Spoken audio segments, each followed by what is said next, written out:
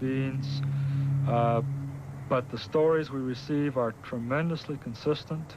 Is this an epidemic? I believe involvement in Satanism is increasing.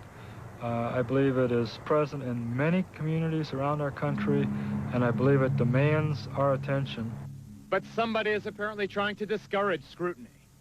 We've talked to therapists who treat ritual abuse victims, and they tell us of the threats they've received. I have direct knowledge of both death threats on a therapist and an attempt to end that therapist's life, which was unsuccessful. Here in Chicago, a group of well-known therapists from all over the country had the courage to share horror stories of threats and intimidation. Therapists have been directly threatened in ways that are quite alarming to them. The patient indicated to me that she wished to sacrifice the child with which she was pregnant. Naturally, I wasn't too enthusiastic about this.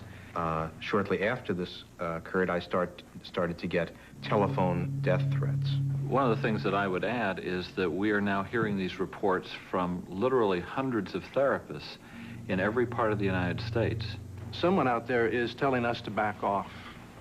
Still, the greatest toll seems to be on the women who say that they have bred babies. Babies that were sacrificed for Satan. I will probably have nightmares tonight about it, as I have about my Joey that I have been talking about. I wake up screaming for him now in the middle of the night. I dream that he's lost and I'm trying to find him. Sickening, so incredibly outrageous, so incredibly unbelievable. But Zena LeVay, are these women lying? You have to understand that everything, every single thing you've given as examples of Satanism here are completely from a Christian standpoint. That everything you've put forth as being considered satanic is not considered satanic by my standard or my definition of Satanism. Are these women lying? Well, have the bodies been found? Where are they? Cheryl Horton, who joins us via satellite from Los Angeles. Cheryl Horton. Zena LeVay, a Satanist who A, points out that this is not in keeping with her teaching, but B, says, where is the proof? Where is the proof? Why is there no proof if what you're saying is true? Hi, Geraldo. There's no proof for a fact of one thing. They burn the bodies. They either do that, they'll chop them up and dump them in the ocean, or they'll pour them in concrete, or they take and they use them for communion and eat them and then make bones out of the tools. Cheryl, listen.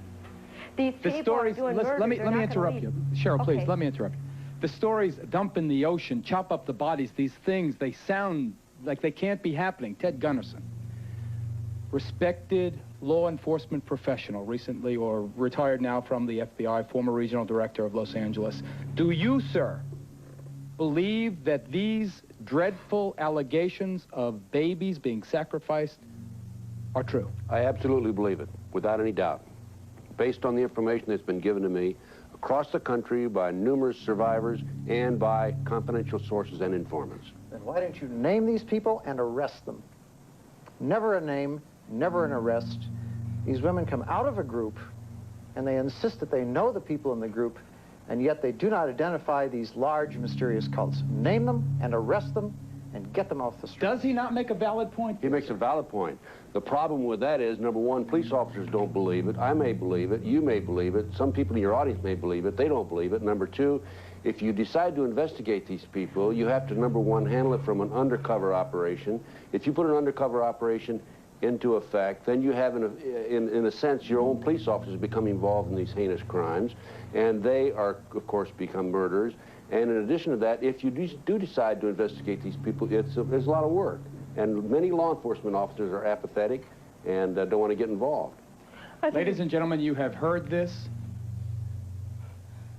The debate here could rage over this issue alone for hours and hours and hours. Michael Aquino is right when he says there have not been any